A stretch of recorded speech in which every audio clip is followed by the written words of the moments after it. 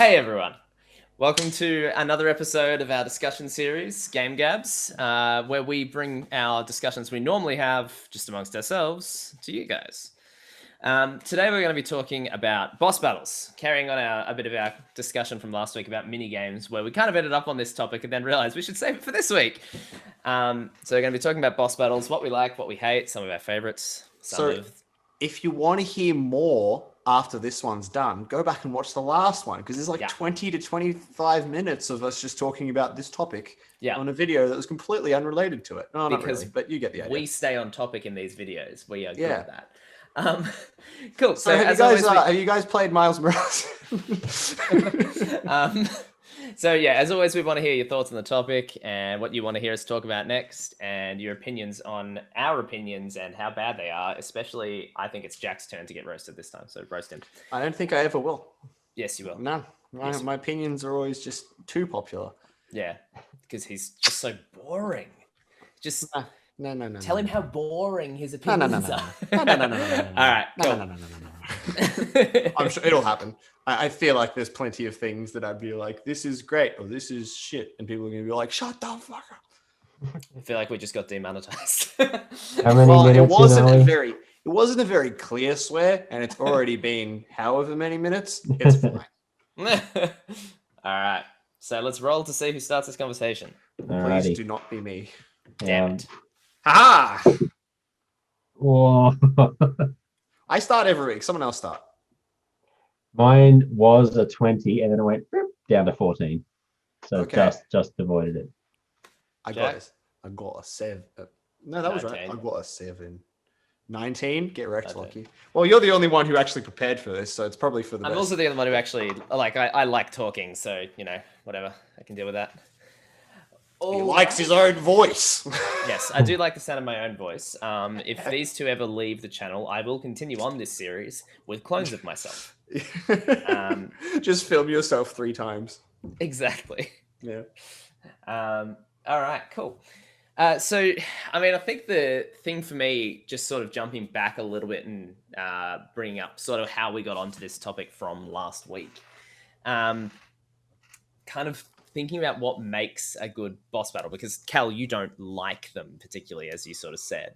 It got me thinking about which ones I actually do like and what makes a good one. And I was actually kind of surprised today as I was doing that I realized there's actually not as many that I like as I thought there were. But at the same time, I still don't think I quite agree with them not liking them. I think they're a really important part of games. I think not liking them is a bit of a stretch, but we'll go with that for now. It's probably more true than liking them, but it's not the whole truth. I would say from a gameplay standpoint, I would probably agree with you. I feel like boss battles are narratively important and often really cool, but I also can't think of as many boss battles that are fun and interesting to do than I can think of that are bad. Like, I think of games like we were talking about Ratchet and Clank, and it actually came to mind. In that game, all it is just unload all of your weaponry. There is no strategy here. Just shoot until it dies. In fairness, that's the same with the rest of the game. But yes. Yes. But you want a boss battle to be... Boomerang wrench was the best. You want the boss battle to be something a little bit more interesting than just the same as the gameplay of everything else. It's kind of like... That's actually where I disagree. You want a bullet sponge for your boss. No, I don't think a bullet sponge. That's very different from what I'm saying. So to me, from a gameplay perspective, a good boss battle is one where I look smart because I've got a pen instead of Darth Vader this time. A good boss battle from a gameplay perspective is one where the gameplay is the same, but it's pushing the way you play the game to either to its limits or in a different. No, I agree with that, but that's not what I'm talking about with Ratchet and Clank. There is no change in how that gameplay works. It's just the same thing, and it's just shoot it until it dies. That's what I mean. And there are some other games that do that. Like a lot of God of War bosses are like that, but some of them are a bit more interesting than others. Like the original Gorgon fight, it's like, hey, if you jump in the air, you're probably going to die because you'll turn to stone and just boom. Yeah, but it's usually just it's usually just very little things, and then just attack it until it dies. There are some which have more puzzle-oriented stuff, but it's just a lot of games resort to that, where it's like, hey, you know how the game works? Just keep doing that for like 20 minutes. That's So the I boss. think my point is that I actually prefer that. So this was sort of what the discussion we were having. Like Cal, you were saying you actually prefer the more puzzle-oriented bosses, whereas I don't like them at all. I actually think that kind of Zelda, even not so much Ratchet and Clank, Spyro a little bit. What are the games that I've played a The bit that are Spyro more bosses like are that? awful. Yeah. The Crash bosses are The more mostly awful. the more classic kind of platformer style bosses, where what they are is basically there's a specific way you must beat them, which is the flower opens its mouth, and when it does that, you got to punch it in the tongue. And at all other times, it's invincible. I don't know if I just made that up or if that's actually taken from something, but it That's sounds kind like of close something. to Petey Piranha from Mario Sunshine. Cool. I think He I'm literally, He opens his yeah, mouth he- and you fill him up with water, and then Yeah, you ground he pound him. inhales air or something, and then you just make him. You just make him bloated until he just fucking. It's weird. Yeah. It's very weird. I don't hate it, but my issue with those bosses is that by making them a puzzle, it removes the actual skill in beating them. They're effectively easier than beating a normal enemy once you know how to beat them. Now, Mario, the gameplay, like the enemies aren't the gameplay of Mario games, so I don't think it's an issue that the Mario bosses are like that. I get why they are. But I think with a game that's more gameplay oriented, like Kingdom Hearts or like most games, as in where the combat system itself is the kind of key gameplay loop of the game. I think having good bosses that are stretching those mechanics is more important. Kingdom Hearts bosses are mad though. Yes, Kingdom I Hearts think bosses. they're very hit and miss. There are some that are just atrocious. What's her name? Ursula can die in a fire. Nope, That's I love not a- Ursula. I didn't you're- mind Ursula. I'm with fully respect. I think you're insane. It's just, Which it's literally part of- just lightning. Try Which to part of dodge the it. Ursula fight? The whole second half is just like, what is this?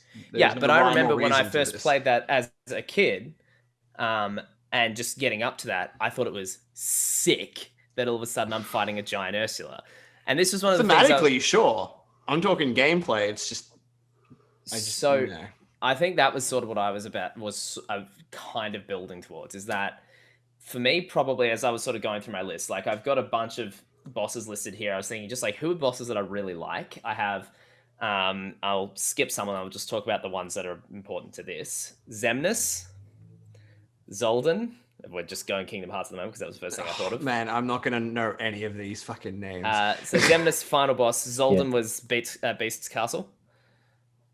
Yeah, the Oh, spear right. guy. The spears. Yeah. It's not as hard as I thought it was gonna be. He was my favorite boss in that game.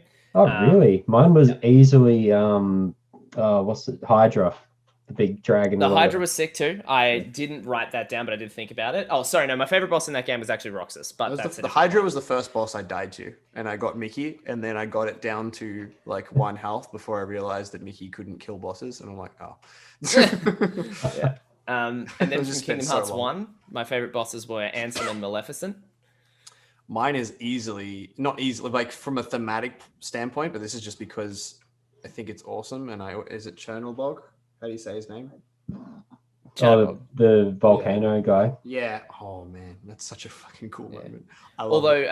like Like, I would again, also put gameplay, Riku I'm up like, there. but I think What was up there, Lucky? Riku, like that would be the other. Oh, boss that I would say. Riku. Riku was hard as. Like Riku 2, where he's not Riku.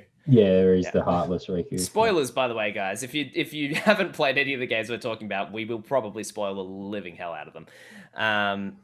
We are talking about bosses here. So and if you play Kingdom Hearts and you don't realize that Riku is a turd in the first level, and you're probably going to end up fighting him, then there's something wrong. turd in the first game, just in total. That's what I mean. Like the Comparatively. the first 15 minutes of the game, you realize that he's going to be some sort of rival or adversary. Yeah, But that's- it's and I think- amazing how much he sucks in that game compared to every other game. Yeah, It's like, yeah. whoa. yeah. Then I had I loved the final boss in Spider-Man 2018.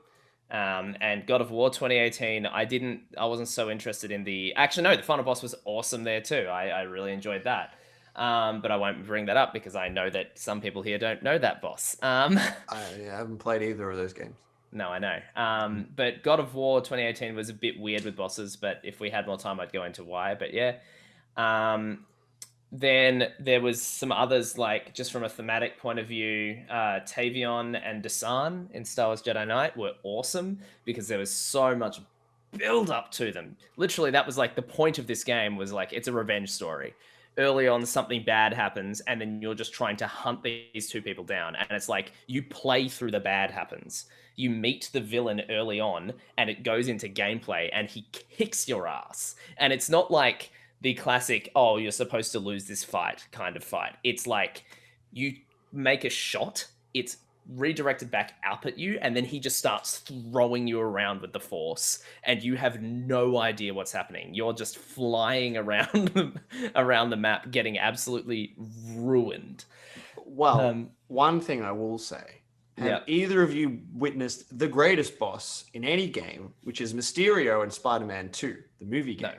Neither of you played it? I played it, but I don't, like, so long ago that I do not remember it. You should remember this. The boss fight, so you kick his ass. He's got this whole, like, Statue of Liberty thing going on. You beat him and you, like, take him out. And then he shows up and he's robbing a convenience store. And then he's like, I am all powerful. And he's got, like, 6 health bars, which is no bosses have that. And you just watch it go up. And it's like, shit. Mysterio's a dude. So Spider, you hit him once, all health bars gone. Single hit, all 6 health bars just gone. I'm like, that is awesome. That's pretty funny. That's the best boss fight I've experienced. I don't That's care pretty what great. anything else we talk about. That's the best one. That was I don't remember that game, but that was a good game. I remember loving it. I remember really enjoying it, but I don't remember it either. I never finished it. I finished the first one. I do remember Pizza Delivery. I do actually remember that. That's probably the only thing I remember about that game. I think we can sing that because it never got copyright claimed. It's probably in common, whatever you call it. Public domain. Public domain. Public domain. It would be. The Wiggles even use it. It's like an Italian folk song. So I can't remember what it's called. I almost said a very nasty word in Italian thinking that was the one, but it was not. But yeah, so the big thing, and Last of Us David. Those are kind of the biggest ones that are on my list that are I put down as being good bosses. And as I was looking at them, I'm like, none of them it's because of the gameplay. Now I have a lot here that are because of the gameplay, but these are because by the time you get up to that section, my God, you want to kill that character. Oh my God, you've been building up for this fight for ages. Like the finale in Spider-Man is just so emotionally charged. The boss fight's pretty good. Like it's not a bad boss fight, but I don't really remember the gameplay. I remember the cutscenes in between them because that whole fight is so emotionally charged and it's just the best climax to that game.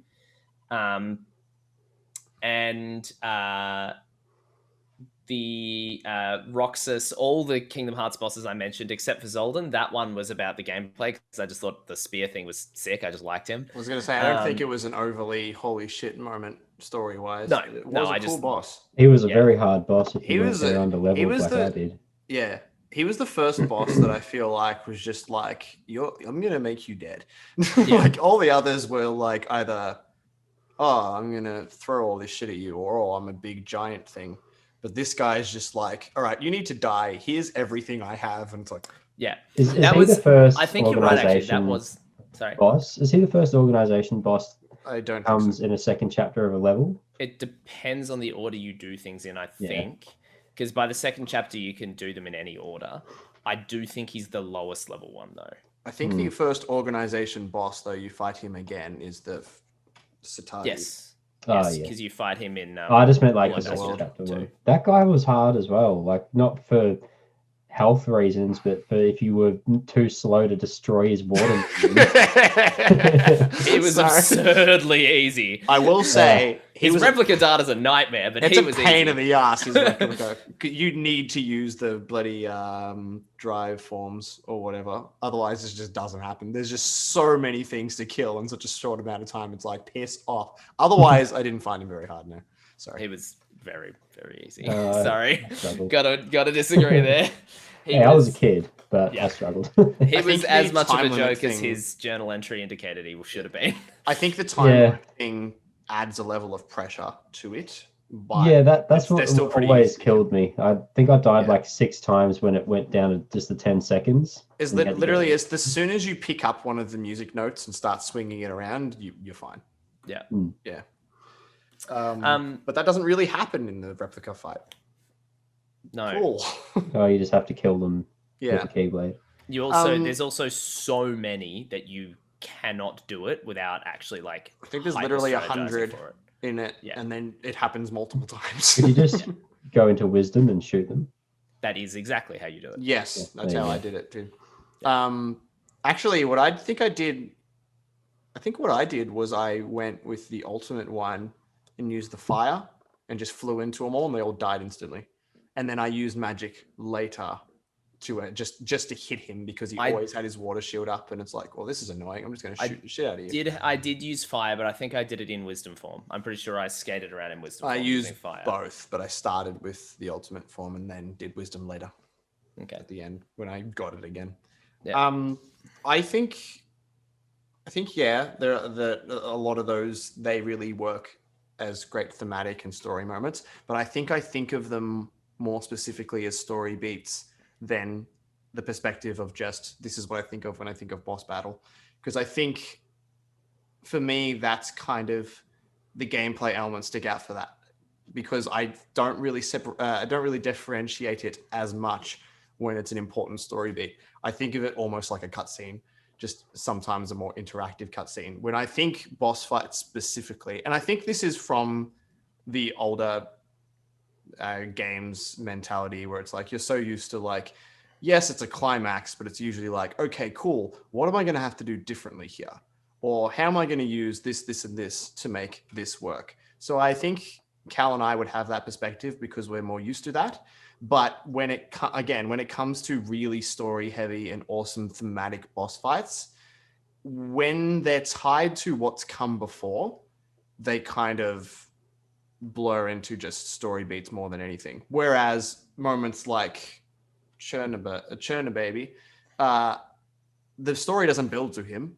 You go through a level that builds to him that you don't know he's going to be there. And it's just like, whoa, this is sick. This is an awesome boss fight, regardless of gameplay. Because again, I'm not really big on the underwater or flying gameplay. I find them very didn't frustrating. like that boss very much. I didn't like fighting him very much, but seeing him, just because it's such an amazingly designed character and like the scope of it, I'm like, fuck, this is sick. And I think of that as a really not good, but cool boss fight. But again, if it's something that a story's been building to, I think of it more as this is a point in the story rather than this is a boss. Is my trying to be very hard not to set off anything here. That's nostalgia. That boss was completely not memorable to me, but you've seen Fantasia. That's what it was to you. Yeah. Because like when I replayed Kingdom Hearts fairly recently, I fully did not remember that boss existed. I remembered nearly all the others. That one I didn't, because I have never seen Fantasia. I don't agree that it's nostalgia because I don't have heavy nostalgia for Fantasia. My perspective is more that is such a personification of evil in a classic sense. I think the design of that creature is awesome, and the scope and imagery of a demon hiding its way into a volcano and just emerging as this huge awful thing, that's my perspective. I think the imagery and design of that is awesome because I've seen Fantasia once and I barely remember it. The only reason he sticks out to me is because he's so fucking well designed. Yeah, so we're back to the design conversation again, where to me design is fairly irrelevant. For me, that boss is nostalgia because I grew up watching Fantasia. So I remember that because of like, oh, it's the dude from Fantasia. But I also remember it being a pretty average fight and kind of a grueling one. And I didn't who cares? I didn't really enjoy the boss battle. I'm like, oh, it's that volcano dude. Yeah. But still cool nonetheless, I suppose. Again, I just felt the scope of it was awesome. But yeah, I agree. That boss, Ursula, and to some extent the ghost dude, because I thought it was interesting, but still didn't find it very fun. The Phantom, I think it is, which is is it only in Final Mix or is it in the original? Yeah, it's in the original. Yeah. He was hard as in the original. Those three, they're cool moments, but I just didn't find them fun. It was like, I don't like this control scheme. It's dodging things just sucks like this. Attacking things sucks like this. Basically, magic is the only thing that I found comfortable to use, and magic is not unlimited. And it's like, ugh. Well, my favorite world on my first playthrough was Atlantica, but that's just because my favorite movie as a little kid was The Little Mermaid. Yeah, that's fine. That's probably my least favorite world. I straight up admit that was my. I know that's nostalgia. I loved it as a kid, and then when I replayed it, I'm like, I still freaking love this, but I see why everyone else doesn't. But do you love it in Kingdom Hearts 2?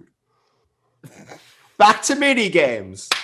We're making up for lost time. 20 minutes about mini games. Go. No. This is back on bosses. Playing that level is like a personal boss fight where I had to overcome the need to vomit. No, the boss fight in that level is just another mini game.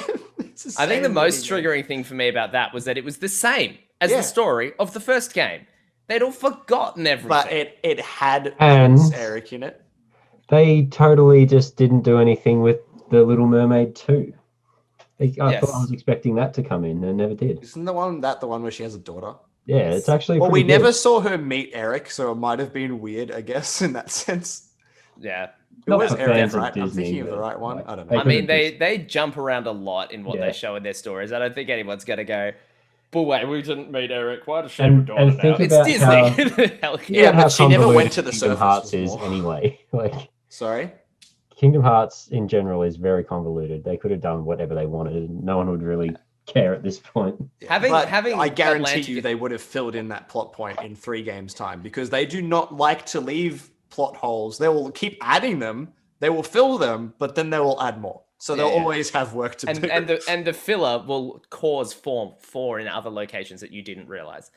But look, I think the interesting thing, and the reason I was really keen to sort of talk about this, is that I think all three of us have super different perspectives on bosses.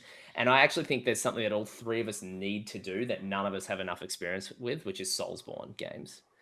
I don't enjoy them. They frustrate me. Have you ever played them actually very much? I actually genuinely don't know. I played a bit of Dark Souls, the original. Actually, no, I think it was the original. It was Demon Souls. No, the original Dark Souls is in, because I think that got remastered, didn't it? Yes, I haven't played any of them. Yeah, honestly. I think I played the original release of it, and I maybe I'd have a different perspective now because I've played more strategy. I say strategy, but it's like more skill and timing and stuff like that. Games, action, quote unquote hack and slash games. Back to that conversation. Yeah. But I just, in the moment, I don't know. I think the atmosphere didn't really cling with me. Like, again, I think design-wise, it's really impressive game. It's just not, it didn't really mesh with me as much. And I just didn't find, I think that's my thing. I'm not really into that. And I don't think I really found it fun. I think whilst obviously the game would get significantly harder as you go on, I think it just throws you in the deep end a little bit compared to games you might be used to, which is kind of the point. It's 100% the point, and it doesn't get much harder as it goes on. It doesn't so it's always just the same difficulty. The point of Dark Souls is that it comes out swinging and it does not stop swinging. Yeah. There'll be some boss, like the difficulty is fairly random. It's not a ramp up. It is just like the bosses are hard. All of them are hard. Yeah. And I think I would have enjoyed more to have slowly gotten the feel for it rather than to have spent a stupid amount of time getting a feel for it, getting through the first bosses, because it wasn't a gameplay that I was used to. Again, I think I might be more inclined to enjoy it these days. So I'll have to try it again. I will say that that's 100% the point. So it's a different discussion about skill and skill curves and that sort of thing. But one of the things about Dark Souls when it came out that was so groundbreaking was the fact that, and the reason that it's like kicked off a whole sort of separate genre of games in many ways, is the fact that it had this completely different skill curve and it's so hard. Yeah, that's fine. It's not a criticism against that. I'm just saying No, it just wasn't for me. I know. I'm just bouncing off what you said. Yeah. Which is that like the whole point there, the reason. So Cal, in the original Dark Souls game, have you seen anything of it at all? Yeah, I saw you playing the second one. Yeah, but not I mean the original one. Have you seen any of the original? No, not that I'm aware of anyway. So within the first hour of gameplay, you have a boss thrown at you that is ridiculously hard. Like, basically aren't supposed to beat at levels of hard. I tried for a while. Like you're not supposed to beat it. There is actually a way to beat it, but it is actually the puzzle way, basically. But you actually do get rewarded for not using the puzzle way. If you just fight it straight up. Yeah. The solution to the puzzle is get good. I mean, no, that one actually kind of is a puzzle, but I was joking. Like the point, yeah. But if you do take that solution, then you get to cut off its tail and you get a sick ass weapon for the rest of the game. Yeah. Good. But it's like the boss that boss sets the tone. The point is that you walk into that room and it will just one hit kill you. And that is like, cool. Get ready for that to be every boss you fight. And most of them, whilst there's usually what they do, so that the thing that Dark Souls I think does that is a good balance between the stuff we've been talking about with like the puzzle solving gameplay and just straight up doing more of the same, is Dark Souls will generally take the approach of going, there's a certain way that you can, like there might be a thing you have to do to beat it, or there might be a way to make it easier. But the thing you have to do to beat it is always utilizing the gameplay in a certain way and will also rely on other more straight up fighting as well. So it's like, it's not just filling up its mouth with water and then jumping on its head. It's filling up its mouth with, what's that? If you jump on his stomach, get it right. Oh, you're right. I'm sorry. It's filling up its mouth with water. And then that makes it vulnerable so you can fight it straight. You know what I mean? So it's like, rather than it being you get damage onto it by doing it like this, it's more often something like you make it so you can get damage onto it by doing something like this. And then you still have to deal with how strong it is. So it's like, yeah, look, I think that the thing, I don't have enough experience with them for a similar reason. I find I don't love trying bosses over and over and over and over and over and over and over again, and I'm not good enough at those games to kind of do that, to actually beat them more easily. And with Dark Souls, I'm with you. Whilst the depressing atmosphere is cool, it doesn't pull me in. I don't mind doing bosses over and over, but I do mind having to go on a 15-minute walk to get to the boss again. Dark Souls doesn't do that. Which is numerous game. Kingdom Hearts 1, watching a 15-minute cutscene. Luckily, I didn't have to worry about that. Nope, the remaster doesn't do that. Yeah. Oh man, the original, you'd try it twice and then you rage quit because you that just being didn't have the time. Yeah. That being said, I think before the Riku fight, you had to go through like a whole bunch of enemies. That was the one. Yeah. So I didn't have to deal with the cutscene, but I still had to deal with like, okay, I got to get past these guys. If they hit me, I'm going to be pissed off. Oh, they hit me. Cool. I guess I'm going into this battle with less health and less items. And or I just go back to the save point. All right, let's do this again. I reckon there's seriously like a 3-minute cutscene before that Riku boss as well. Yeah, that one was annoying. Very annoying. Yeah. Kingdom Hearts is really good at being like, oh, you lost this boss? That's fine. Just do, I don't know, 30% of the game again. Exaggeration, but yeah. So much. That's probably the biggest way to piss me off about boss fights. Isn't if the boss is hard, is that you have to like wait to get to it again. If it's unskippable cutscenes, if it's game like part of the level that you have to get through again just to do it, and it's like, because especially when the boss is built around learning how it works, which is a lot of bosses. Most bosses most good bosses are about learning their movements and adjusting to them. So the expectation is you'll die a couple of times. And it's like, that's cool, but don't make me have to wait 20 minutes to get there and probably die because I haven't gotten to this portion of the boss fight yet. It's like, ugh. Yeah. How good 100%. is like when you finally do figure it out, and then there's a phase 2 or a phase 3 that took you so long to get to, like Sephiroth when he summons the meteors and Yeah.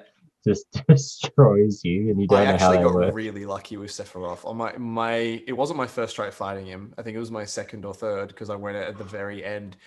I never died to that meteor because he used it once, and I don't know what I did to survive it. I don't know if I used Curaga as like invincibility frames or if I just killed him before he did it. I doubt that. But I never died to that move, so I never had to experience that pain. So, Sephiroth, because I actually really did want to talk about him. Sephiroth in Kingdom Hearts 2, to me, was a big one where I actually think the Kingdom Hearts 1 boss fight is harder and probably more interesting, but the Kingdom Hearts 2 one is better.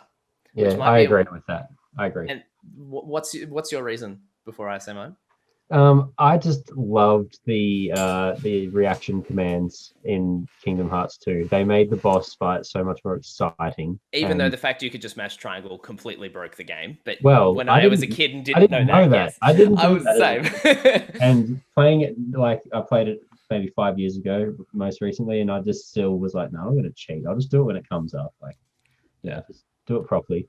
But I like the cinematics in that, and I prefer the combat in general in the second game anyway.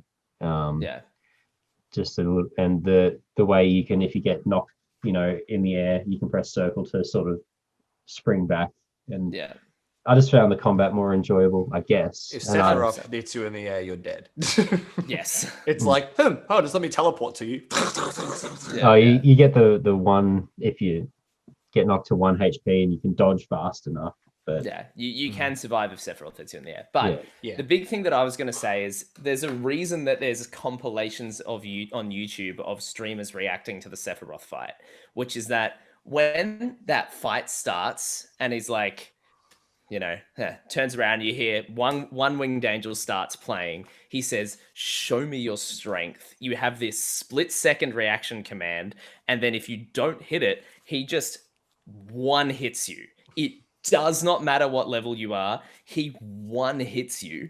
Is just like, unless you have the abilities that mean that you avoid that, is just like when I talked about setting the tone for a boss fight, that's where it's like, did that kill you? Cool. Come back later. Sort of thing, where it's just like this guy's hard. This guy is harder than anything else in the game, except he's not. But this guy is harder than anything else in the he was in the base release because the replica data and stuff like that wasn't in. I found in Kingdom Hearts 1, I found Kurt Zisa and Phantom much harder than Sephiroth. Kurt Zisa is definitely easier. Phantom is also definitely easier. I didn't find Kingdom Hearts 1 Sephiroth to be that hard in the end. But I was also like max level. When I first discovered Sephiroth in Kingdom Hearts 1, it might have been like 50 or 60, and it was just that same thing, one hit, dead. Yeah. And then when I was like finally able to hit him, I didn't realize because he had more than the maximum health. I'm not doing anything. He's not losing any health at all. I had the same reaction. I was like, he's invincible. I can't do this. So I never beat him in my first original playthrough. Whilst I would probably agree that the Kingdom Hearts 2 Sephiroth fight is better, I still really love the first fight for a few reasons. Is that like he's not just randomly there because he is tied to Cloud, just not as like heavily as he is in Kingdom Hearts 2.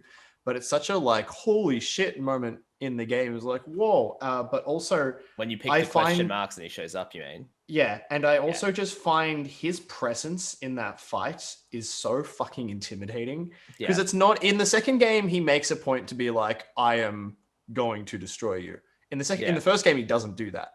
No, like, in the first game, whole thing of just like. In the first game, it feels like in the first game, it feels like a dismissal. It feels a bit like it's got that kind of Sephiroth Sephiroth's actually good to talk about here because Sephiroth just as a villain is a walking boss fight setup because he just has, as you said, this presence about the delivery of his character that makes you feel like he is not only going to push your shit in, but isn't going to try and doesn't care. And that's kind of the feeling you get the whole time. Now, in FF7, it feels almost worse because on top of all of that, you get the distinct impression he really does care, but like you don't know why, and it's just like disturbing and like he's terrifying, and yet he hasn't killed you for some reason. Like you feel like he could just appear at any moment and wreck you, because you're and yet just he so hasn't, much and you fun. don't know why. Huh? You're just so much dang fun. That's why. That's Joker's reason. Yeah. Reminds me of how you're playing Strahd, Lockie. There's similarities there. Yeah. Yeah. I am somewhat basing it off that. It's that idea. Yeah. But yeah, it's very much that to me is like that's just a great way to do a villain. It's not the only way or the best way or anything, but it's such a good way to do a villain, which is why he worked so well as that's the secret boss in the Kingdom Hearts games. Yeah, it's probably arguably the best boss theme ever as well. Yes, I 100% think it is. Yeah. Yeah. Yeah. It's so good. So I think, I thought I'd ask. Ask me a question. Yeah. If like, what do you think? So like, I've sort of talked a bit. I think for me, the thing that about boss fights, just to sort of wrap that up, the thing about boss fights for me is I want boss fights to be really hard, usually. Except in certain story moments when I feel like they should be hard enough that you feel like it's a challenge, but you don't want to lose because then it ruins the pacing of the story. Optional bosses should be crazy hard. Story bosses should be as hard as is appropriate for story pacing. But on the whole, the thing that I like most is actually the story, the character behind it, the build to it. Or the lack of build in the cases of bosses like Sephiroth, and then that's added to by just how hard he was. What is it that so Cal, what, like, if you were designing your perfect boss, what would it be, sort of thing? Like, what of those features would you use? It's not really something I can put my finger on. It's not so much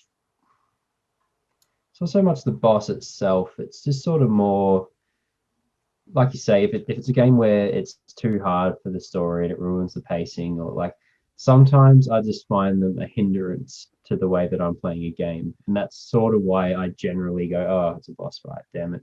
Or it might mean I've entered an area and I can't go back because I've triggered this thing that's going to happen. And it means I have to either reset or lose a bit of gameplay. Like, I think that the reason I don't really like boss fights is because I'm never ready to trigger them when they come along. So I love the optional ones because you know where they are. You can train up and go fight it when you're ready. But in-game ones, not as much. Aside from there are examples, exceptions from that. So I like the Zelda ones a lot because you're always rewarded for defeating the boss. You haven't even fought one. You fought one, sorry. I fought one. So like, I just hate that style of boss. So the mini bosses always give you the dungeon item, and then that means you killed a boss and you've got an item. In the case of Zelda, that means has unlocked so much more of the world that you can access now because you needed it to hook shot to the tower or whatever it is. And the boss of the dungeon, will give you a heart piece, and it means, it's just like the ending of that chapter. You finish the dungeon, you can move on to the next part of the game. So they're kind of like a checkpoint more than anything else. I mean, I would argue most bosses are a checkpoint, but I think, sorry, I'll let you keep talking, but I did want to interrupt with that. I think the key thing there is you said how you're playing the game, which is you are the slowest, most exploratory gamer I know of. And by that, I mean, I don't even really think like a lot of the time you play games for story so much as you play it for wandering around randomly exploring until you pass out. Pretty much. Look, people put a lot of time into those worlds. I play, it's about 50-50 exploration. People put lots of time into Zelda, but they're so empty. But yeah, I mean, this is just, I know it's just the way that I play games, like everyone's the same. But for me, a lot of the time when there's a boss fight, it's like, oh, can I not? I was busy doing something else. So how would you then make the perfect boss for yourself? Like what elements might it have? Obviously that you can leave at any time. You don't have to do it. Would be one thing. Well, I mean, I don't mind the formula of how bosses work. So I guess, like I said, I love the Kingdom Hearts ones because, you know, there's elements of finding the weak spot or they've got the different phases and they've got their, you know, you need to learn their movements and a little bit of strategy, but also you got to be quick with your combat, quick with your healing. So it's like you said, it's taking the gameplay and then adding more to it. Yeah. So I really like that. Nearly all the Kingdom Hearts bosses are awesome. They're good fun. Even if that you die a few times, like it feels like a good challenge because a lot of the game is just killing Heartless anyway. So it's not too different from the game. I liked Undertale a lot for the bosses. The bosses were awesome in Undertale. I mean, they were essentially the same as the enemies, but just harder. And I have a thing to talk about as to why, but I'll say it when you're done. Yeah. So also the music is, you know, part of that as well. But music, I think, is actually big with bosses because that's one point where I think having a theme actually is massively helpful. Like One Winged Angel. I'm trying to think if there's any others off the top of my head. Virus, yeah. I mean, you got Megalovania as well. Yeah. And you guys, Jack might know it. Ultimate Cooper from Mario 64. The final time you fight Bowser, that's actually an epic like church organ thing. It's really cool.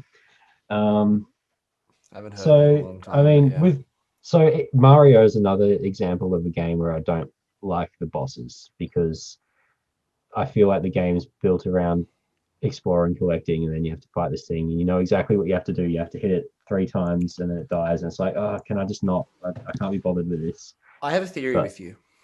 Yes. And I think Mario 64 and Ocarina of Time are perfect examples of it. Mario 64 throws its bosses in the middle of the level. Zelda throws it at the end, leading to something new. I think the system of reward of this boss is coming up. Once I beat it, I'm on to something different. I'm on to something interesting and something I haven't experienced yet. Mario 64 is literally like, hey, there are 8 stars in this. One of them's a boss. It's not the last one, but one of them's a boss. So nothing new comes from it. It's just like a differentiation in the way that you play the level, but less reward. It's the same reward as just doing any other mission. I have a feeling that's your perspective on bosses, is that you like to get somewhere from fighting a boss. I think you know me better than I know myself. And I think I was going to add to that as well. The end of the level being the timing of it. I think one of the things there as well that I could see for you is that when actually jumping back to Curse of Strahd a little bit, which we should probably not talk about too much, but it's pretty clear. It's pretty clear from the start where that's gonna end, right? Like you see the castle, you know the castle. That's where you're going. Final boss territory. What's that? It's final boss territory. Exactly, which means that the final boss is Madame Ava. Exactly. The pacing of it is like you feel like everything I'm doing is building towards going there, but you feel like you can choose when you're going there. Now, whether on how the story plays out depends on the players and that sort of thing. So that may not necessarily be the case, obviously, whereas in a video game, it's more likely to be 100% the case. But it means that basically the ending, which in this case, it is an ending. It's not just propelling you on to something new unless you start another campaign, but it is an ending. You can kind of choose when you tackle it. So you can feel like you've completed everything and you're ready, and then you're going to go and fight the boss. Whereas if one comes out of nowhere and it's just like, oh shit, I just want to finish what I was doing. I get why that's a pain. I can see why that's frustrating. I personally think some of the best bosses can be that. Like, I loved the Second Sister, which I know you didn't particularly, Jack, but the first boss fight with the second, I think it's the Second Sister. It's a big one, yeah. I don't know. I get the numbers wrong. Maybe it's the 9th. If it's not the big one, it's not the second. What game are you talking about? Actually, maybe I'm wrong. Yeah, no, the 9th is the big one. I think it's the second. Oh.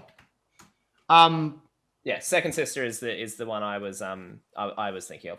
So like the way you have the first like major fight with her, I thought was awesome because it's like, oh, I'm just kind of going about my stuff, and then holy shit, this is happening, and it was exciting. And there's a few games where those sorts of bosses can be great, but I can kind of see where you're coming from with it, Cal. Yeah. So I guess I don't dislike boss fights, but sometimes when they come up, I'm like, I can't be bothered with this now.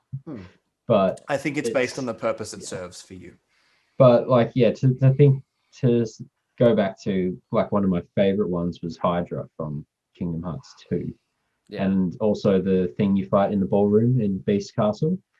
I think that's I just like the cool moments in that. So like the ballroom one, how it turns everything like black and portally and heartless like, and just the thematics and like how much it makes you feel kind of vulnerable, but like, and the cinematics with the reaction commands, and Sora does really cool shit, like it's action packed, and yeah, I really like that's very true. Thematically, the Kingdom Hearts boss fights are where everything feels most alive and dynamic. I actually really do think that all of us, I'm particularly curious about you, Cal, but all of us should gives the Soulsborne genre a bit of a better go. I want to play Bloodborne because I think that's the one that's most interesting to me.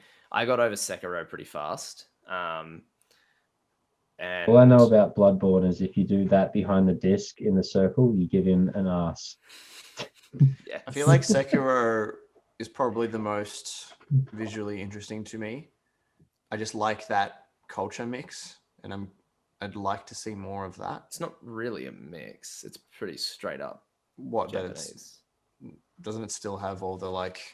I've heard about grotesque that game, monsters and shit. Is that relatively new? Yeah, like last year. Yeah. It's one the of my most friends recent one, with the exception of Demon Souls remake. Yeah, is that out yet? Isn't out. No, it's not out yet. Yeah. And it looks stunning. Oh my god. No, I mean, like, yeah, it's got the monsters and stuff, but it's still Japanese culture. Like, I don't know if the monsters are, but it's not like a. Well, that's more what I'm getting at is the mix of those two things. Yeah. No,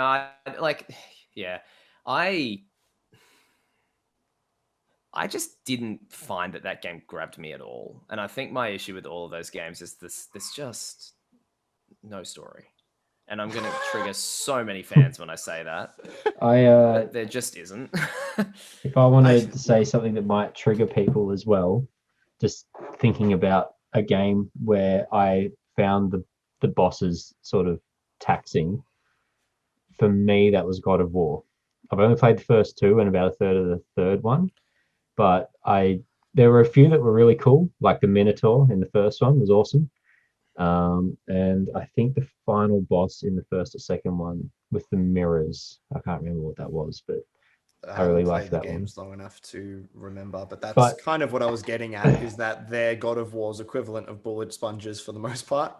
And it's kind of like, this is awesome to see. For me, it was sick because I love Greek mythology, and it's like, oh, this is exciting. But other than that, I was like, yeah. It was cool for like the story moments, like, okay, we're finally seeing this thing and we're finally getting to fight it. But I didn't find the actual gameplay any more compelling than fighting off a horde of harpies that you would do, at any other given time. It was just mashing square and swinging the blades around and trying to kill this thing. The only reason I disagree is because I hate the harpies. They suck. The harpies do suck. It's that specific example that I disagree with. Not your point, just your specific example. But I still like that. It's not saying anything about the game. I still love those games, but I didn't find those moments, comparing it to Kingdom Hearts, where there's more of like a cinematic thing around it and more purpose around it, and obviously the music and just the way that it sort of hypes you up into the feeling of the boss. You should play God of War 3. It does that much better than the other two does. Yeah, from what I've played of it, yes, it certainly does. Like when you kill Poseidon, oh my god, that was terrifying. Most of the fights are like that. And just to continue the God of War train, because I know you two haven't played it, God of War 2018 is a really interesting one for me, because I was disappointed in the lack of sick bosses, because I fully straight up fucking disagree with you about the God of War 1, 2, and 3 bosses, Cal. But like, I can't really speak much on 3 because I've only done 2 or 3 I have bosses not played in 3. I have not played 3. I shouldn't have included 3 in that. But to me, they're the highlights of the game. It's like you get to see this awesome mythical creature and then rip it to pieces brutally. That was always fun. Like, I loved those moments. I like that. It's the actual method of beating the boss that I didn't find very enjoyable. Sure, fair enough. But what you just, so I agree with both of you in this context. Yeah, I thought the gameplay on the whole was fun enough that I didn't mind that it was the same. It was just you got to see something cool get killed. Yeah, it's not that I didn't like them; they just weren't that amazing. Yeah.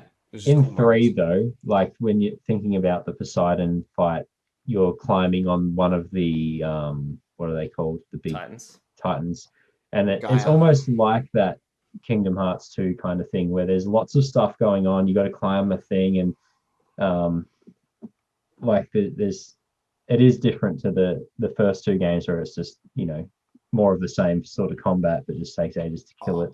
It's such an epic moment because all 3 God of War games start with a giant boss fight. You got Hydra, Colossus, and Poseidon's Leviathan, not Leviathan. Hippocampus. Maybe it is Leviathan. I don't know.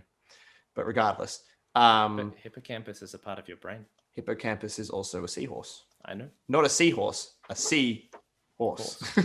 But that one is just awesome because in 1 and 2, the boss fight is, Hydra's head is across the boat. Oh, it's getting through the side. And even then, the Hydra, you're only fighting its heads one at a time. You're not fighting the full thing. It doesn't really have that same scope. Colossus of Rhodes is usually like, okay, we're fighting his foot. Okay, we're fighting his hand. Okay, quick time event, we're fighting his face. Whereas with Gaia, yes, the boss is smaller, but it's taking place on a fucking Titan. Like you're climbing on this hulking creature whilst you're fighting this thing that's like attacking the thing you're standing on. And it all culminates with you against one dude. And at that point, he can't do shit. So you just fucking rip him apart. And it's like, I love the bosses in 3. That game as well, that fight in particular, because it's not the easiest fight for the start of the game. Like it's pretty tricky and there's lots to it. And it's kind of frustrating because it takes ages and then you finally do it and you're like, yes, he's finally going to die. And you see how he gets killed and you actually feel bad. Like it's probably, I think it's the most graphic thing I think I've seen in a video game. Kratos just sucks, dude. What an asshole. Brutal. Like, yeah, you want revenge, but jeez. It's like, oh my God. It's fucked up. Yeah. It's awesome, really. Yeah. Why is in Mortal Kombat? Yeah. But God of War 2018, what I was going to say is that there's actually only a very small number of actual good bosses in that game because the approach that they actually took was having repeats on a theme. So there's a ton of trolls and a ton of these weird ancient things that are basically golems that shoot beams out of their chest. And there's all of the Valkyries. And then there's a few extras that are a bit more interesting. But it means that I didn't love them because I was like, man, these are like, they feel almost reused rather than it feeling like they were all each really unique set pieces like they were in the original God of War games. It was like, and it's another troll. Oh, but this one has a fire rock. That sort of thing. That's a very old school way of doing bosses. Yeah, it was basically reskinning a boss fight. Yeah, that's pretty much what it was. And it had a bunch of them. Now, on the other hand, whilst they were repetitive, they were sick. Particularly the Valkyrie fights. And the final Valkyrie fight is so cool. Like, awesome. And there's a couple of fights in that game, one of which I won't spoil because it's an awesome moment. Neither of you have played the game and you both should. But I'll buy a PS5, sure. It's more like the way the previous games opened. It's that sort of fight where it's like the level is you avoiding the boss and it culminates in a fight with the boss at the end where you've got to do a specific thing to hurt it and that sort of thing. It's a really cool boss fight. And then the actual final boss as well is so emotionally charged again, because it's not like a 1v1. There's a lot more involved in it. There's a lot of like different motivations going on. There's like 4 characters involved in it, and each of them has a different stake in the fight. So, and it gets big and epic and everything. So it was a great final battle. But yeah, I just think it's interesting because to me, the boss fights were a clear step back in favor of keeping the whole game more constant. Kind of every fight's tough, every fight's interesting. The set pieces were all amazing. The actual landscape was incredible. But the boss fights felt less interesting. Did you do this? Yes. I just noticed it now. At the start of the call. I've been waiting for someone to mention it the whole time. Because I just saw my name. I was like, why am I here? And then I realized everyone was like, oh. I didn't even notice. I just noticed now. That's why I laughed halfway through that. Yeah. It's funny. I wanted to ask you the same question, Jack. What's like the ideal boss fight to you? There's a lot. Well, there were 2 things I wanted to talk about, and I won't ramp on them for too long because I don't have to. And but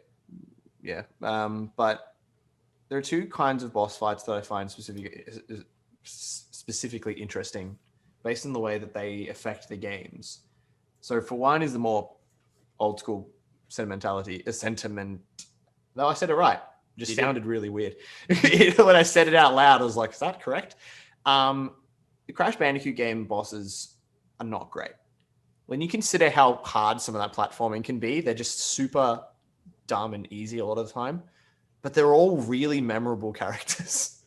Like, if you've played those games, at least semi-recently, you can remember most of them, with the exception of, like, the Komodo brothers and Pinstripe, maybe, and Koala Kong, like stuff like that. The stuff that wasn't used again.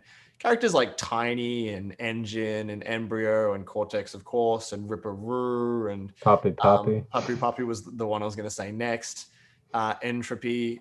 All of those bosses just, like, it creates a cast of characters for those games, and those characters are designed so that there are interesting boss fights. It's just characters put into them. And I think that kind of elevates boss fights in a weird way because, again, they're not hard. They're not challenging. Some of them aren't even easy. But it's just, I don't know, there's something satisfying against going up against this cartoony character that you really want to see because you've grown up with his mentality of them. And I think I like that aspect of boss fights. If I was going to build one myself, it would be very dependent on the game whether I did something like that because, like, if it was like a very cartoony game, if it was something like Cuphead, I would probably go that mentality. It's like I want something that's visually memorable. I combine those 2 words. But that's less my priority.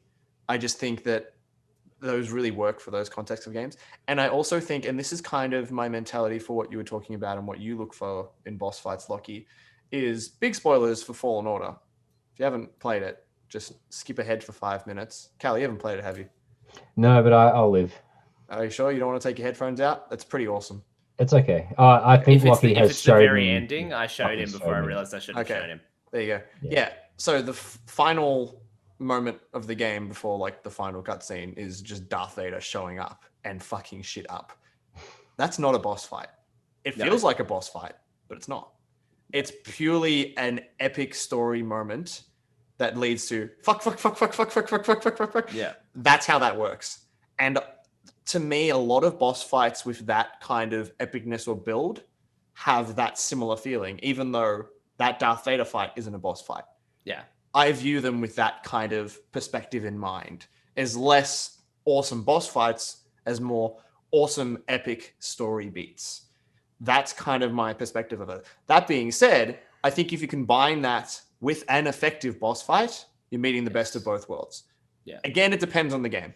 If you asked me to design Cuphead 2 bosses, I would never in my life bother with making them huge epic story moments because that's not that kind of game. Yeah. Maybe the final boss should be that, or maybe one of the middle bosses like Mr. Dice and the Devil in that game. But other than that, it's just like, how can I make this visually interesting, fun to play, challenging, and require you to learn some variations on the gameplay? And I think all of those elements should go into a really well-crafted boss fight, because epic moments are awesome. And yes, Lockie, like that's kind of what you look for. That's what makes a good boss fight. But for me and Cal, maybe less so. So I think to really meet the best of both worlds, you want something that is building upon the gameplay that you already have. I don't really like boss fights that are just like the final boss of Spyro. The very end of it is get in a flying saucer and shoot her. It's a mini game, and it's like it's not fun. I want to play Spyro. I want to play a more interesting, like I want to play with these mechanics a bit rather than just be like, here's something completely different for this fight. Do that. It's kind of works a little bit more in Spyro 2 because they go thematic with it, because they give you the speedway power-ups, but then they give you super flame. So you're literally flying and shooting fucking fireballs. And it's like, all right, this is kind of cool. But like that feels like an extension of Spyro. It does a bit. It's still different enough where it kind of has that minigame feel, but I think it's a cooler moment than let's get in a spaceship and chase her and shoot her. It's literally effectively the same boss fight because that's what you do to Ripto in the second game. It's just thematically less interesting. Well, thematically is probably the wrong word. Visually less interesting. I don't know. You get what I'm trying to say. No, thematically is exactly the right word. Yeah. I think to compound on what you're saying, like I understand what you're saying. Of course, it's all about the game. But the reason I said your personal perfect boss fight is because I'm talking about if this would be in the game that's of your choice. So like for me, I would never, if I was designing my perfect boss fight, I wouldn't design it for Crash because Crash isn't my perfect game.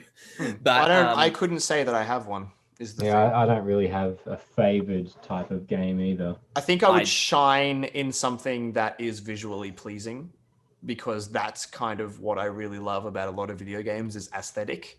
But I don't really, I play a lot of different things. I grew up with Spyro, but I love Fallout, two very different games.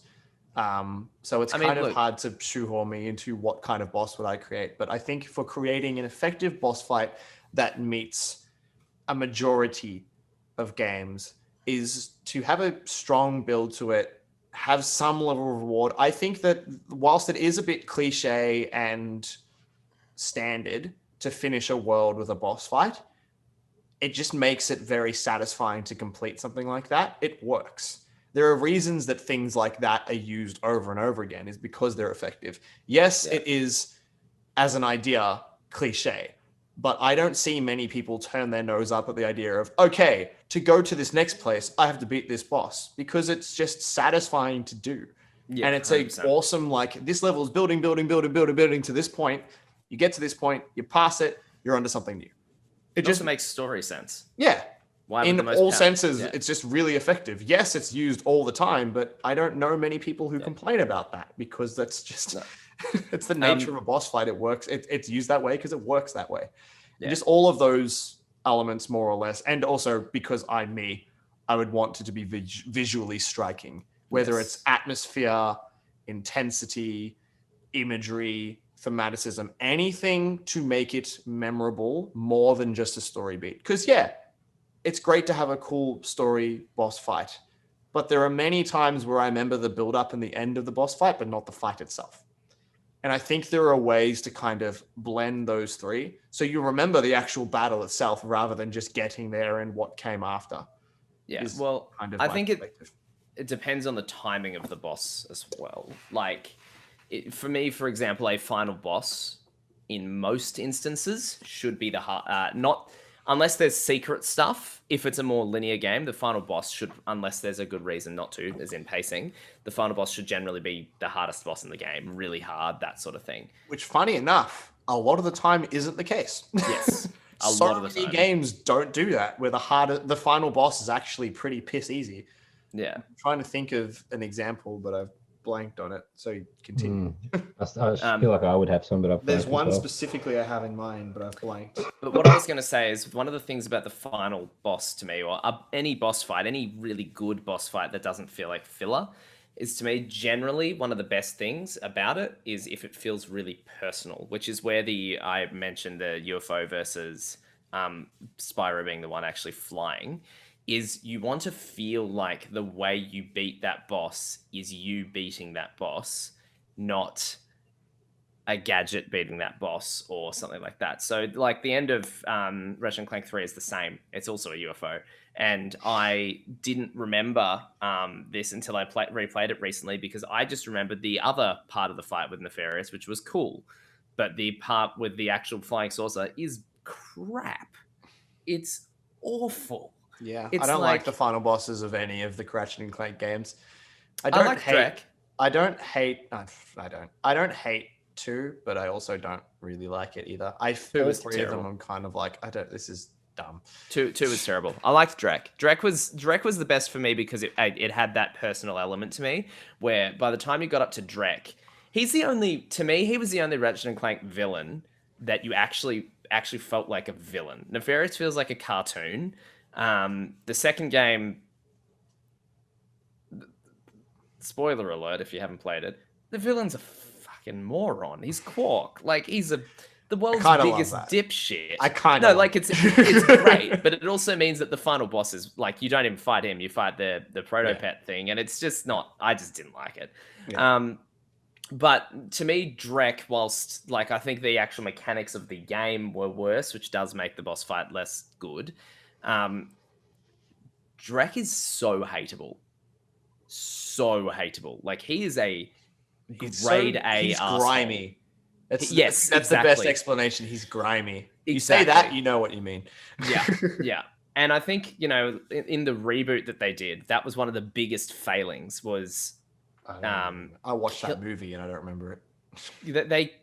Nefarious gets rid of Drek and becomes a villain himself. Yeah. And it's like, I get that Nefarious was your most popular villain, but Drek's better. Keep him. Nefarious was a human in that movie, wasn't he? Yeah. I think he became a robot after it ended or something. Yeah. Yeah. Yeah. I know he was originally. I just you never fight him in game as a human. Like, when the game starts, he's a robot. You do show him being a human, but it's not part of the game story. It's like, hey, backstory. Yeah. That's what it is. Yeah. Yeah.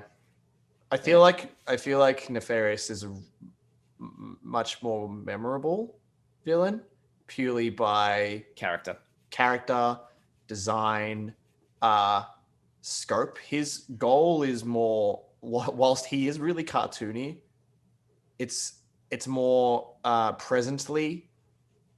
What's the word? I'm thinking of urgent, but it's not what I mean. Like, it's a very dire situation because it's like everyone's going to be a robot. Drek's is a lot more subtle, but his is literally, I'm making a new planet because I fucked up my old one. So I'm destroying all these worlds to make a new one. Then I'm going to do to this planet what I did to my last one and just do it all again. So because it makes me lots of money. His thing is pretty awful as well. Like, he's just going to slowly destroy multiple planets. The thing is, you do just feels less urgent. But I think this is as I've sort of gotten older as well, is like the Nefarious is very comic book. And I say that in the colloquial meaning of it, because comic book villains can actually be very, very good. But Nefarious is he's the, and then the world will end in fire type of villain, whereas Drek is the more like, did you hear that, Lawrence?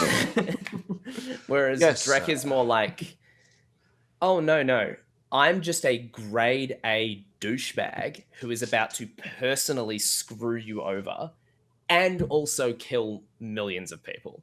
I need to look up the voice actor's name. I always forget it. Is he the guy from the first Ratchet and Clank game? Yeah, the business sort of guy, the short guy.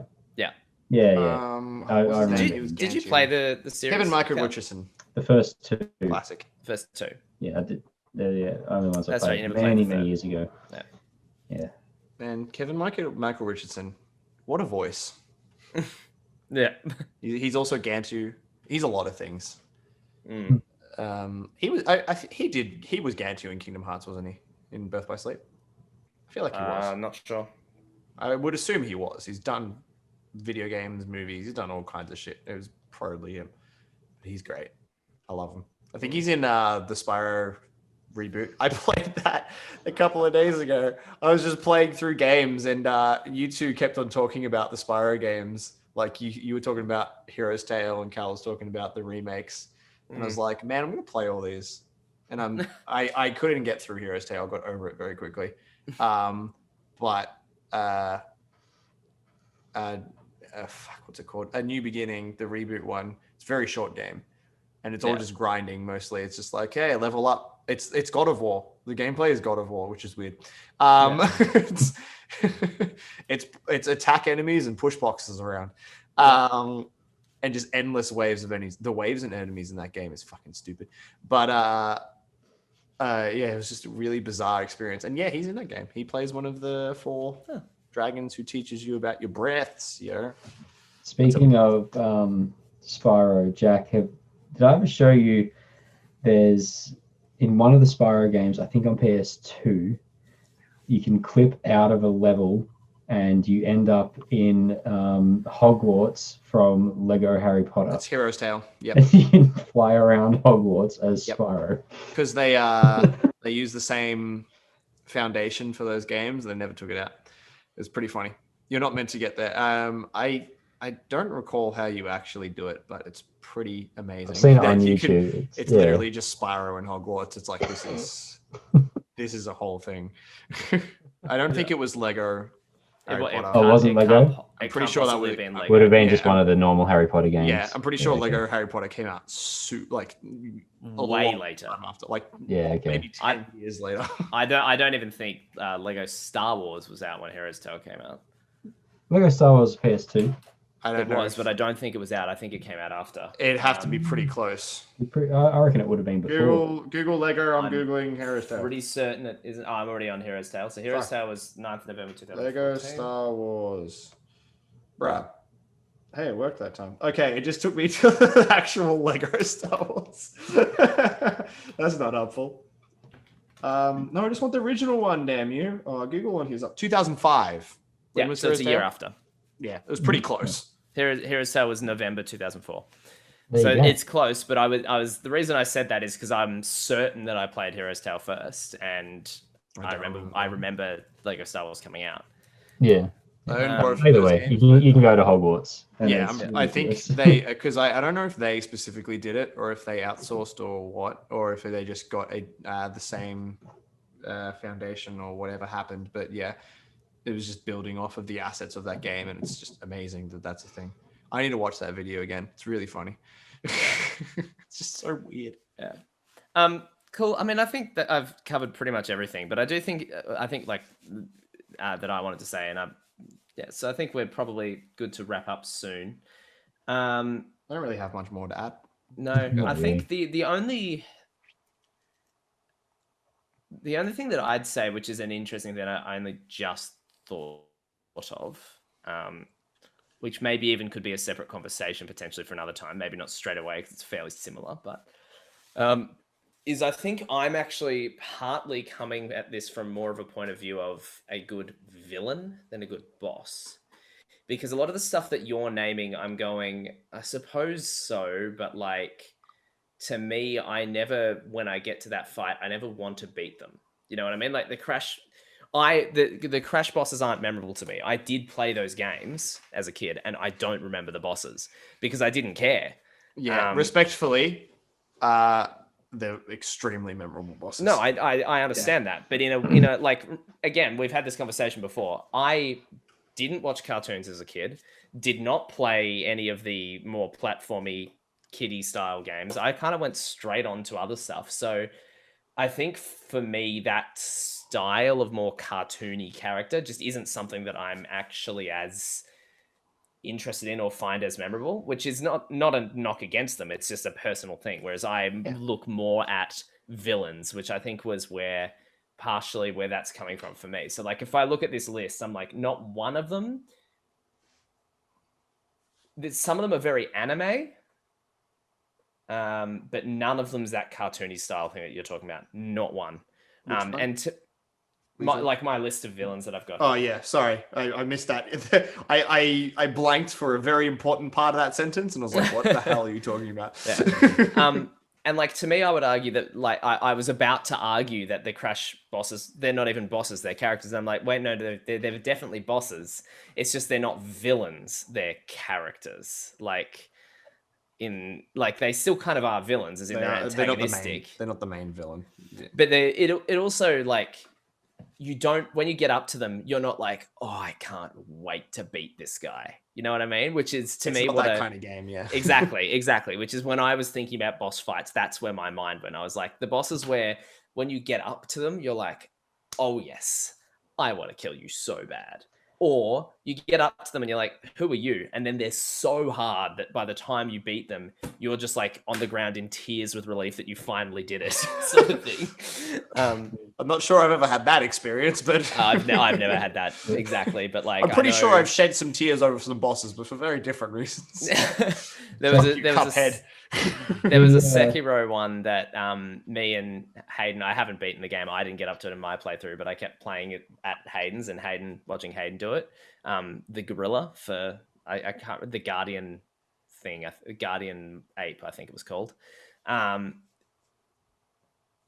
my god, that was like days of every time I was there. I was like, still on this boss. He's like, still on this boss. So the release when we really finally beat it was like, when he finally beat it, I didn't do anything. It was like, yes, oh my god, it's done. The crash bosses are probably a good example of the ones I don't like. I remember them all. I remember all the characters, like Jack said. That I never really thought about it like that, but they are really memorable and they're cool for that reason. And I guess they're kind of fun, but that's them being more of a mini game, not like when I play Crash. I just want to do the levels. I don't care about the bosses. Like, and they're like a hindrance in the game that I want to play. Yeah, and I guess that's where I don't dislike boss fights, but if they feel like a hindrance in the game to me, then But what about the Cortex fight in Crash 2? Is that a jetpack one? It's so stupid. Yeah. That's the final boss of the game is Chase Cortex. It's like, why? Yeah. All you're doing is dodging asteroids. Yeah, that did suck. You don't actually fight him. You literally just have to catch him. And it's like, who decided this? I think the conclusion that we can all draw from this is that all of us need to play more Soulsborne, because that is an entire game that is just... That's your conclusion. I disagree. Yep. I actually, particularly Cal, I want you to try like a Soulsborne game, because that is where it's like what you're saying is, like, oh, it's a hindrance to the game. No, Soulsborne games are like, this is what they're about. The reason there's enemies in other places is like in D&D, where it's to wear you down for when the boss fight comes. You know what I mean? Like, that's all it is. And it is the sort of game where when you die, you'll have to fight through all the enemies again, because that's the point. It's, can you get to this boss without already having taken a boatload of damage? And I was going to say, there's a boss fight here. Oh, you got full health? Yeah, literally. It's exactly that sort of thing where it's like, it's designed to be like, oh, damn it, I've got to get through the whole way through this castle again and then fight that fucking spider thing. All right, let's go. It's supposed to feel like that. So I'd be very curious to see how you went with it. Well, I mean, I'll give it a go. Yeah. I'll try one day. I got a long list of games that I've still got to get through. Yeah. So many games. I probably own one of them in Dark Souls. I own Dark Souls because I got it free with God. I have a lot of PS3 games that got given to me that I've never played. Oh, okay. Yeah, it might be in with those. But what if I want to get all the achievements in Dark Souls? It's doable. I don't want to though. I don't want It's hard. I don't want to. It's doable. Not doing that. Hard pass. Maybe if I super love it, I'll try. I started with Dark Souls 2 and was like, that one's also apparently one of the more frustrating ones. I can't remember why, but I think there's a system that makes it even more annoying than the others, but I can't remember what it is. I remember I've heard that a few times. It's like the Dark Souls 2. I think it's actually specifically the one that I was playing too, which is like the Scholars of the First Sin, which was like the updated thing where it's just, there's a particular mechanic that just makes it even more brutally difficult than the others. And I was just like, I can't do this. I remember watching you play it, and it actually looked like a cool game. It's great. Like the worlds are awesome to explore. The combat is tons of fun. Everything about the game design is fantastic. Like, I hope you just don't want happiness. Yeah, it's literally, it's like you can't fault FromSoft for their design. Like it's awesome. It's just, you have to know what you're getting into. Yeah. Is that the game you were playing in is it like Horizon? You find campfires. Yeah. Yeah. And I every definitely time you watched die, it. you go back to one. And every Yeah. time the only way to save or to heal is, well, not to heal, but the only way to save or to replenish anything is to use one. But doing that respawns every enemy. Yeah, that's right. Yeah. Literally what Fallen Order, yeah. That's why I was saying Fallen Order is a Soulsborne light. Just did it to grind. It's like, hey, I need more enemies to come back. Let's go back this way. Yeah, you will. You can do that in Dark Souls, but you don't want to. I'm assuming it scales. No, it doesn't. But Dark Souls is. You're never gonna get.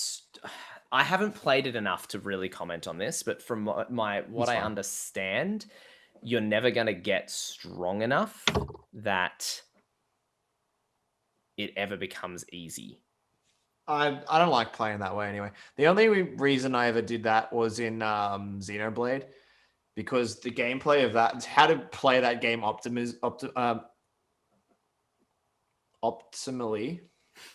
Is that right? Optimally, yeah. Thank you. I had to think about it.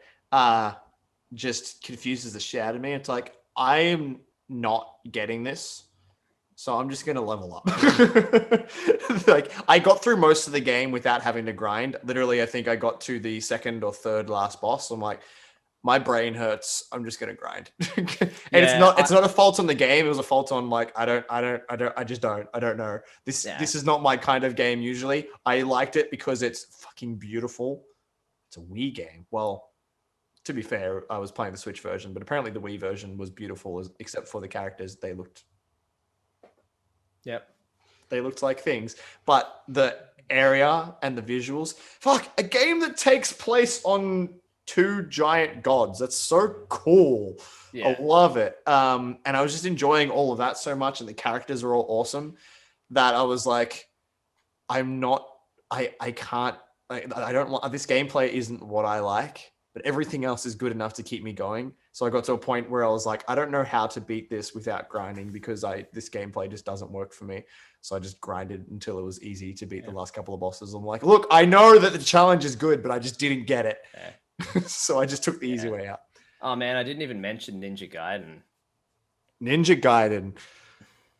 That's NES classic right there.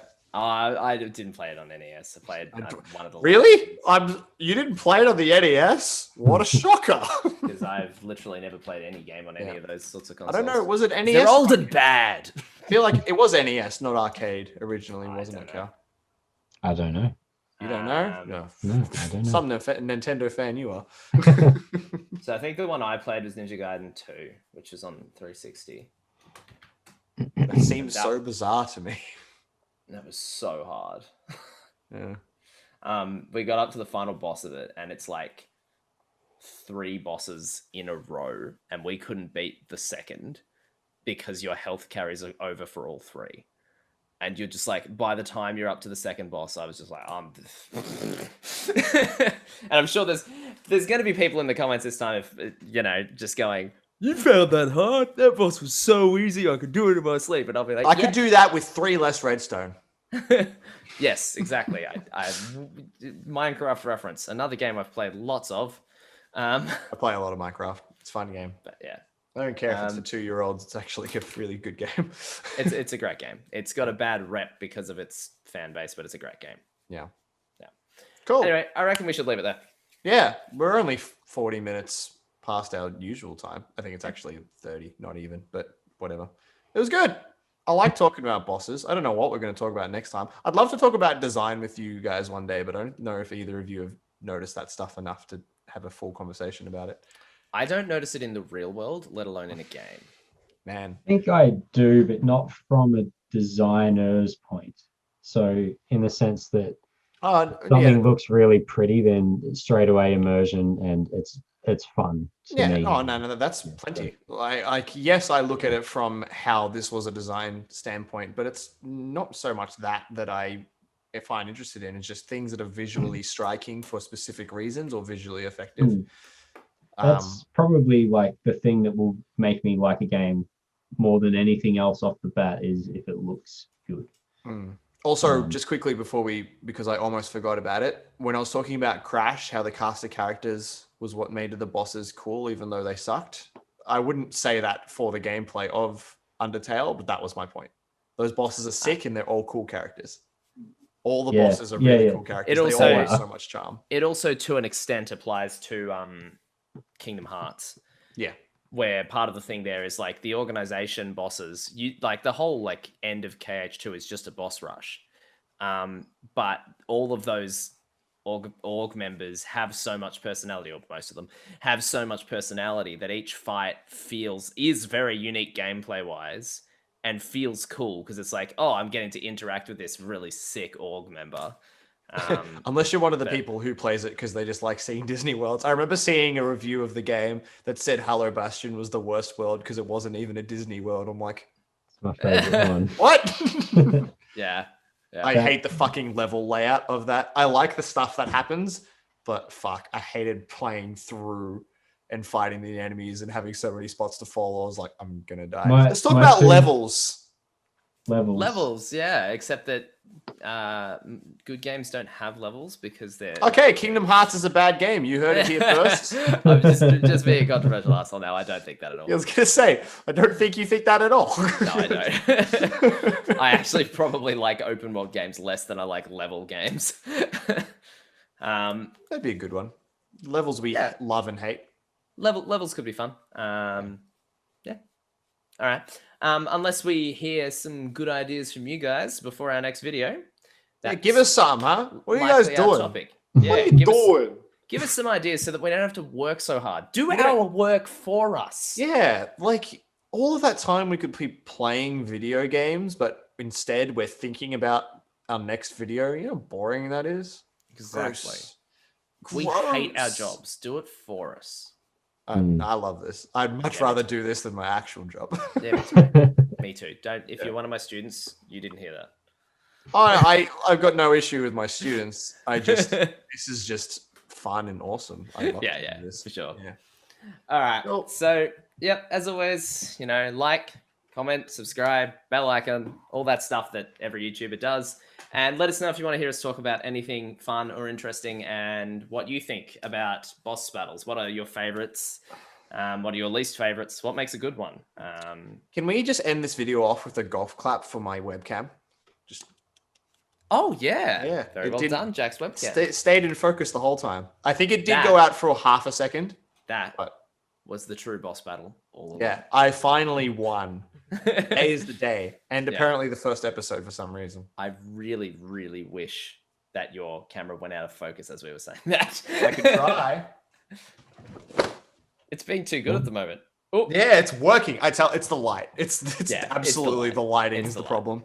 Yeah. I just need more light in this room. Cool. Yeah, you do. Thanks for hanging, dudes. Yep. Thanks, guys. See you next week. Bye. Bye. Apparently Press the stop button.